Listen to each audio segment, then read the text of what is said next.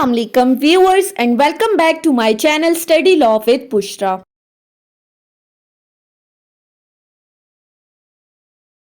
So in today's video we are going to discuss section 19 of Specific Relief Act 1877.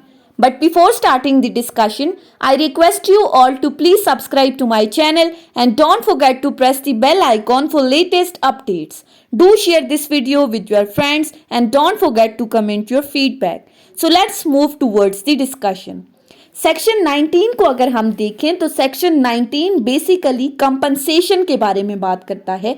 ऐसी compensation जो कि court award करती है specific performance के cases में, यानी जहां पर अगर कोई बंदा स्पेसिफिक परफॉर्मेंस का सूट फाइल करता है तो उस स्पेसिफिक परफॉर्मेंस के सूट के अंदर अगर कोई कंपनसेशन ग्रांट होती है तो वो इस सेक्शन के अंडर ग्रांट की जाती है।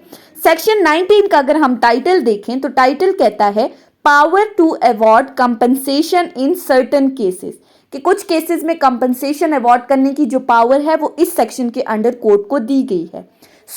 पहली बात क्या कही गई है सेक्शन में, any person suing for the specific performance of the contract may also ask for compensation for its breach, कि अगर कोई बंदा सूट फाइल करता है स्पेसिफिक परफॉर्मेंस का, मीन्स टू से कि दो बंदों ने आपस में किसी तरह का कोई कॉन्ट्रैक्ट किया था और उनमें से कोई एक बंदा उस कॉन्ट्रैक्ट को ब्रीच कर देता है, तो जो दूसरी पार्टी है जिसका कॉन्ट्रैक्ट ब्रीच हुआ है वो कोर्ट के अंदर जा सकता है और स्पेसिफिक परफॉर्मेंस का सूट फाइल कर सकता है। या फिर इसमें मजीद कहा गया है कि वो स्पेसिफिक परफॉर्मेंस का सूट फाइल करने के साथ साथ कंपनसेशन भी मांग सकता है, लेकिन कंपनसेशन किस तरह से, ईदर इन एडिशन टू और इन सब्स्टिट्यूशन फॉर सच परफॉर्मेंस, यानी कि या तो वो सिर्फ स्पेसिफिक परफॉर्मेंस क्लेम कर रहा है कोर्ट के अंदर या फिर स्पेसिफिक परफॉर्मेंस के सूट के साथ कंपनसेशन भी कोर्ट से डिमांड कर रहा है।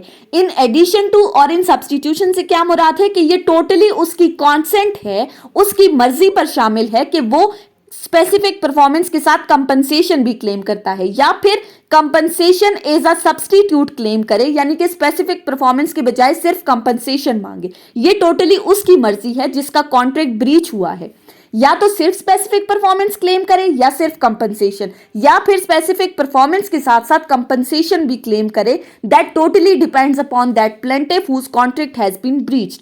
उसके बाद सेकंड पैराग्राफ पे आ जाते हैं, if in any such case suit the court decides that specific performance ought not to be granted but that there is a contract between parties which has been broken by defendant and that the plaintiff is entitled to compensation for the breach, it shall award compensation accordingly।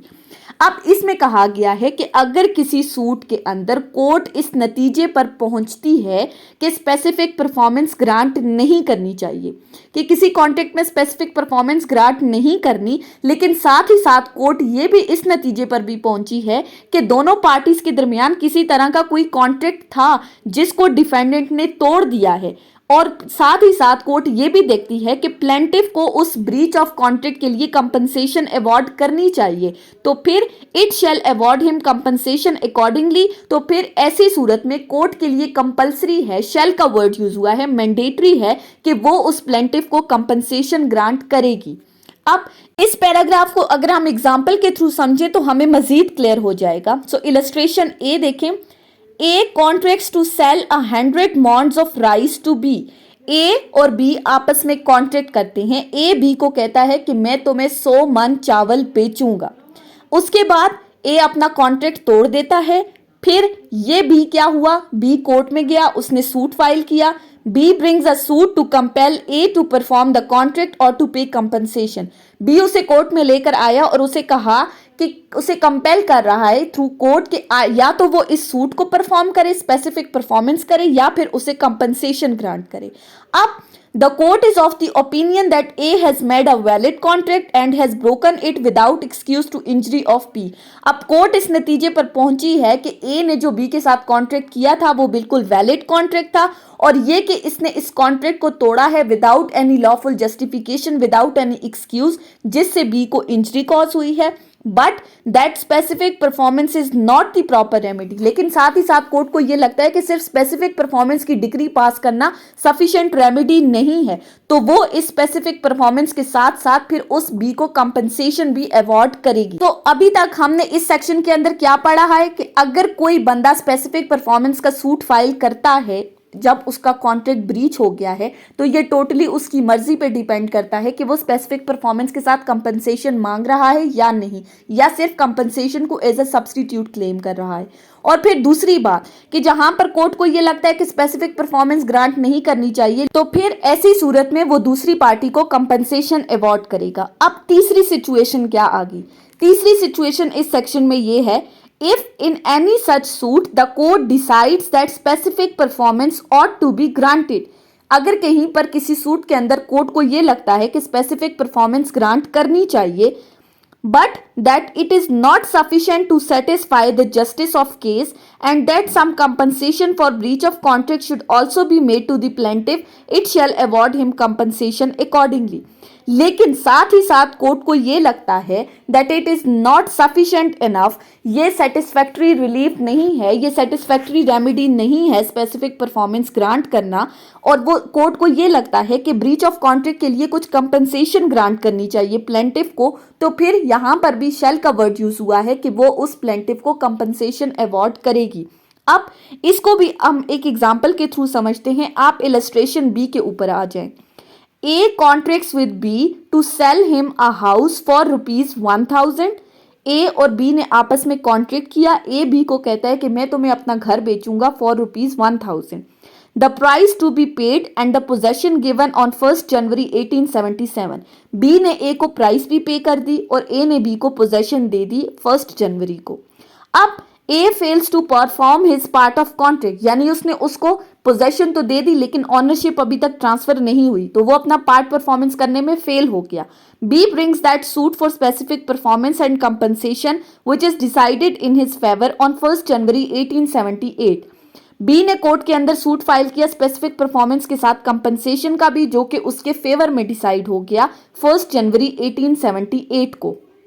The decree may, beside ordering specific performance, award to B compensation for any loss which he has sustained by A's refusal। अब जो degree पास हुई है वो specific performance को grant करने के साथ साथ कोर्ट ने ये डिग्री भी पास की है कि बी को कंपनसेशन ग्रांट की जाए उस लॉस के लिए जो उसको हुआ है ए के रिफ्यूजल की वजह से। यानी कि स्पेसिफिक परफॉर्मेंस का ऑर्डर तो कोर्ट दे रही है, लेकिन उसके साथ साथ वो ये भी कहती है कि सिर्फ स्पेसिफिक परफॉर्मेंस देना सेटिस्फैक्ट्री रेमेडी नहीं है, तो ऐसी सूरत में फिर वो स्पेसिफिक परफॉर्मेंस के साथ कंपनसेशन का ऑर्डर भी पास करेगी। उसके बाद देखें तो ये सेक्शन आगे कहता है, compensation awarded under this section may be assessed in such manner as the court may direct। कि इस सेक्शन के अंदर जो कंपनसेशन अवॉर्ड की जाती है उसकी असेसमेंट की जिम्मेदारी टोटली कोर्ट के ऊपर है। यानी कि कोर्ट ने ये देखना है कि किस केस में किस प्लेंटिफ को कितनी कंपनसेशन ग्रांट करनी है, वो केस के फैक्ट्स और मेरिट्स को देखते हुए कोर्ट ग्रांट करेगी। अब इस सेक्शन के साथ एक एक्सप्लेनेशन भी अटैच की गई है, और वो एक्सप्लेनेशन क्या कहती है, The circumstance that the contract has become incapable of specific performance does not preclude the court from exercising the jurisdiction conferred by this section। कि अगर किसी केस में कोर्ट स्पेसिफिक परफॉर्मेंस की डिग्री ग्रांट नहीं कर रही तो इसका ये मतलब नहीं है कि कोर्ट बेबस हो जाएगी। कोर्ट अपनी इस सेक्शन की पावर से प्रिक्लूड नहीं किया जाएगा उसको, मीन्स टू से कि वो अपनी पावर्स को यूज करते हुए कंपनसेशन ग्रांट करेगी। अब कैसे, इसको अगर हम एक एग्जाम्पल के थ्रू समझें तो हमें क्लियरली समझ में आ जाएगा। आप अगर इलस्ट्रेशन 3 को देखें, A sues for specific performance of resolution passed by the directors of public company under which he was entitled to have number of share allotted to him। A जो है वो स्पेसिफिक परफॉर्मेंस का suit file कर रहा है उस resolution के against जो कि किसी पब्लिक कंपनी के डायरेक्टर ने पास की थी, अंडर विच जिस रेजोल्यूशन के बदले में, जिस रेजोल्यूशन से उसको कंपनी के कुछ शेयर्स मिलने थे। यानी कि पब्लिक कंपनी के डायरेक्टर ने एक रेजोल्यूशन पास किया जिसके थ्रू इस बंदे को कुछ ना कुछ शेयर्स मिलने थे, लेकिन इसको शेयर्स नहीं दिए गए। And for compensation for non performance of resolution, और वो स्पेसिफिक परफॉर्मेंस के साथ साथ कंपनसेशन का सूट भी फाइल कर रहा है कि जो उस रेजोल्यूशन की नॉन परफॉर्मेंस हुई है, यानी कि उसको जो शेयर्स अलॉट नहीं हुए। All the shares had been allotted before the institution of the suit. अब यहां पर क्या होता है कि इसका सूट फाइल करने से पहले कंपनी के जितने शेयर्स इसको अलॉट होने थे वो कंपनी ने किसी दूसरे बंदे को अलॉट कर दिए। अब यहां पर क्या हुआ, हमारे पास सब्जेक्ट मैटर तो मौजूद ही नहीं है, यानी कि अगर कोर्ट स्पेसिफिक परफॉर्मेंस का ऑर्डर दे भी दे तो ऐसी सूरत में उसको तो शेयर्स नहीं मिलेंगे क्योंकि शेयर्स तो ऑलरेडी दूसरे बंदों को ट्रांसफर हो गए। तो ऐसी सूरत में द कोर्ट में under this section award A compensation for non performance. तो फिर अब जब स्पेसिफिक परफॉर्मेंस नहीं हो रही तो फिर उसके बदले कोर्ट ए को कंपनसेशन ग्रांट करेगी। सो एक्सप्लेनेशन में क्या कहा गया है कि जहां पर कोर्ट स्पेसिफिक परफॉर्मेंस ग्रांट नहीं कर रही, इसका यह मतलब नहीं है कि कोर्ट बेबस होकर बैठ जाएगी, कोर्ट के पास मजीद कोई रेमेडी नहीं है।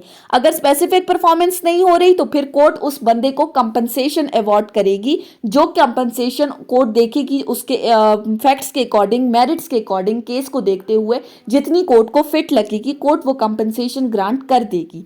सो ये सेक्शन 19 की आज की हमारी डिस्कशन थी जिसमें हमने देखा कि कोर्ट के पास कंपनसेशन ग्रांट करने की पावर किस तरह से और कोर्ट ने किस तरह से यूटिलाइज करनी है।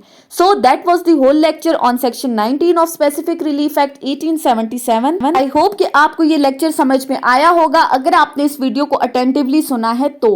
अगर आपको ये वीडियो अच्छी लगी है तो इस वीडियो को लाइक करें, कॉमेंट करें और चैनल को जरूर सब्सक्राइब करें। Thank you so much for watching this video. Till then, अल्लाह हाफिज।